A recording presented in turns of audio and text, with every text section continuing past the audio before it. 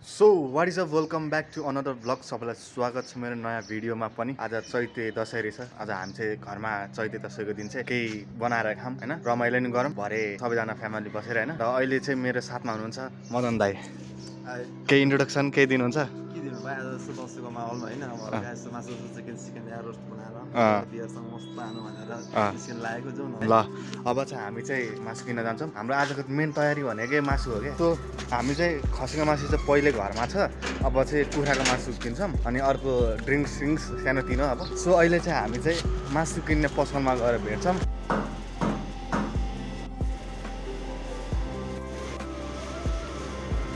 So हामी चाहिँ अहिले मासु काटे ठाउँबाट चाहिँ अराउन्ड 300 जति पऱ्यो भनौँ। अनि हामी एउटा सानो ड्रिङ्क्स भनौँ न, अब त्यो पनि किन्छौँ। यता किन्ने कि दाइ?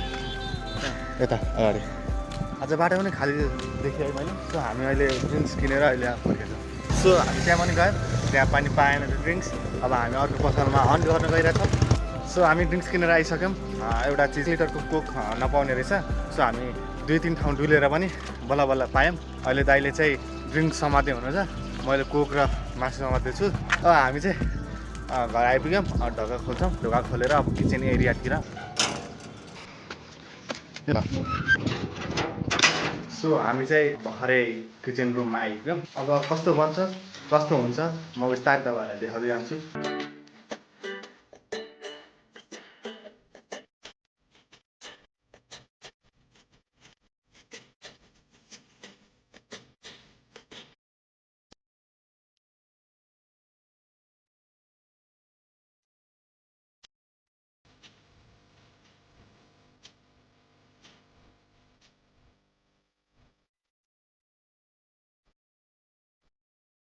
फिलहाल अहिले चाहिँ दाइले सेकेन्ड लटमा के भन्छ रोस्ट चाहिँ फ्राई गर्दै हुनुहुन्छ।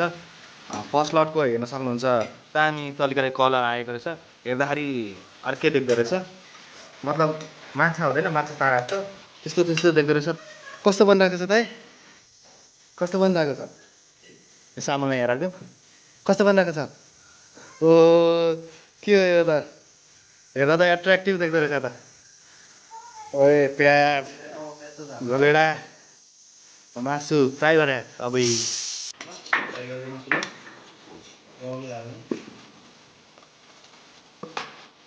जति बढी जाँदैछ तिमीले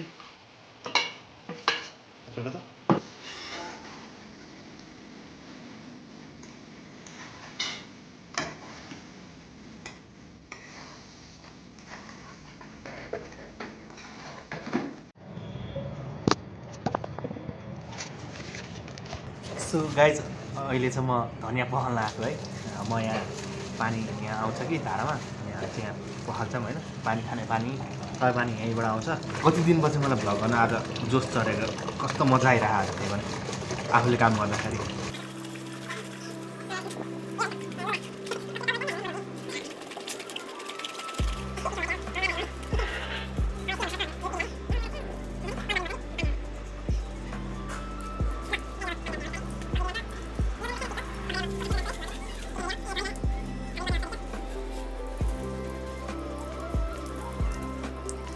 सो अब किचन एरियातिर जानुपर्छ। सो मैले धनियाँ पनि दिएँ दाइलाई है। अब चाहिँ मासुको पालो कस्तो भएछ मासु दाइको है।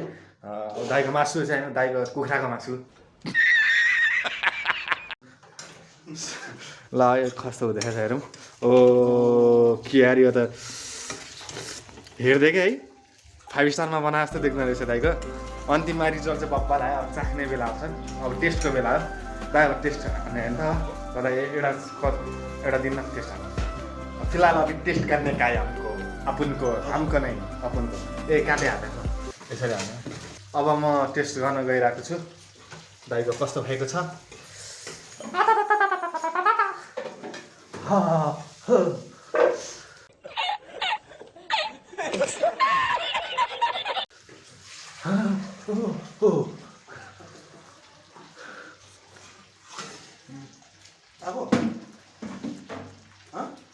बब्बाल बाँके नुन पनि सजिलो, सप पनि सजिलो, सबै दिइरहेको।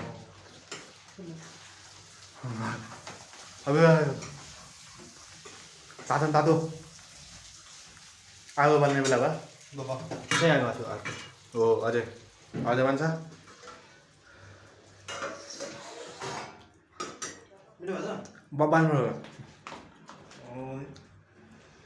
हाम्रो दाइको मासु चाहिँ सक्सेसफुल भयो पकाएर पनि टेस्टमा पनि सो अब हामी चाहिँ फेरि ड्रिङ्क्स नपुगेको कारणले गर्दा फेरि थप्न गएका छौँ र अहिले मेरो साथमा एउटा सदस्य थपिएका छन् र अहिले घाइते भएर लडेका छन् यहाँ मेरो साथमा निरज छन् हेलो गाइज कस्तो छ त आजको दिन आजको अघिको हिँडाइ पुरा जिउ पुरा थकानमा छ होइन धेरै उभिँदा गर्दा पनि अनि हामीले छिटो बोलाउँदाखेरि कस्तो अनुभव भइरहेको छ धेरै अनुभव हो होइन सेपलाई फोन गर्ने भनेर नि सबलाई फोन गरेर आयो त्यही हो रमाइलो तरिकाले हुन्छ मैले त आएको पहिलो पर्सि सो अब हामी चाहिँ ड्रिङ्क्स किन्नेछौँ फेरि आइसके पछाडि अहिले चाहिँ किनेर फर्किँदाखेरि हामी भेट्छौँ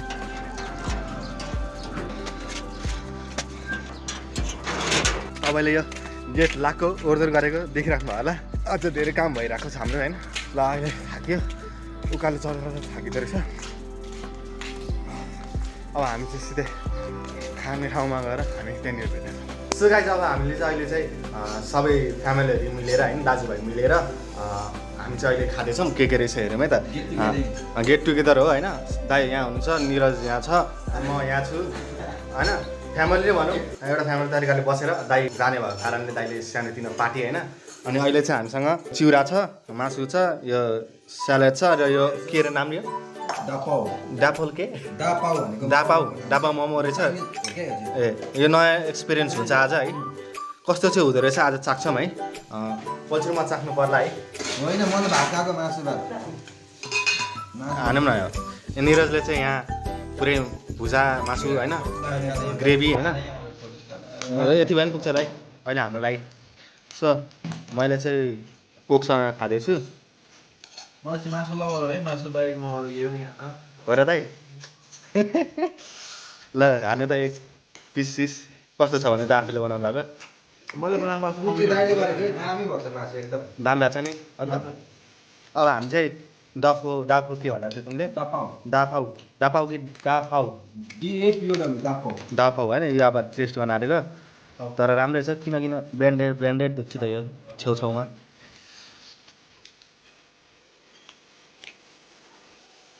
कस्तो मिठो छ एकदम मिठो छ पुच्छ चाहिँ हाल्नु अझै स्पाइसी पनि खतरा स्पाइसी रहेछ हो मलाई खाइदिनु भयो एउटा हान्नु होला हान्नु होला बबाल छ हौ यो भित्र भन्नुपर्छ कि यो भित्र हुँदैन यो भित्र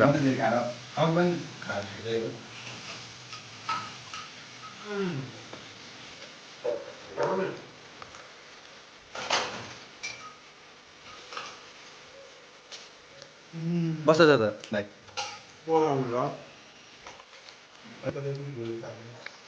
तर मैले फर्स्ट टाइम खाएको पिमासमा बबाल जान्छ नि त चारवटा 300 रुपियाँ चारवटा यहाँ नआएर म चाहिँ लास्ट खान्छु है बबाल जाने यो भित्र जानुपर्दो रहेछ बब्बाल हुने रहेछ त अरू मसला चाहिन्छ नि त चाहिन्छ भाइ एकैचोटि खबर खाउँ त्यो म खाउँ खाएको सक्छु अमा हाल न भाइ हाल सबै हाल सबै हाल सबै हाल हो यो नि त सरी आम्मा है हरिन्द्र भयो यो चाहिँ मान्छे मान्ने भएछ उसलाई अब सकियो मोमो त अब के छ रको मेरो रको चल्यो कि चिकन रको मेरो चाहिँ हक्काबक दिइरहेको छ हो अब पनि हान्दै ल भरे दिदीहरू पनि आउनुहुन्छ अब अहिले अहिलेको सानोतिनो भयो ल अब भरे फेरि खाना खानुपर्ने हुन्छ अहिलेलाई चाहिँ हामी यति नै गर्छौँ अहिले दिदी आउने बित्तिकै केही इन्ट्रेस्ट देख्ने बित्तिकै तपाईँलाई म भेट्छौँ सो फाइनल गाइज हामीले दिदीलाई बोलाउने भनेको छ दिदीहरूले कल गरेर हामीलाई चाहिँ मतलब आज नआउने ल दिदी अब आजलाई क्यान्सल भयो हामी अहिले चिया बगानमा आएको छौँ है अहिले हामीले अर्डर गरेको छौँ 2टा चिया अनि एउटा ब्ल्याक टी सो यहाँको भ्यू यस्तो छ हेर्दा हुन्छ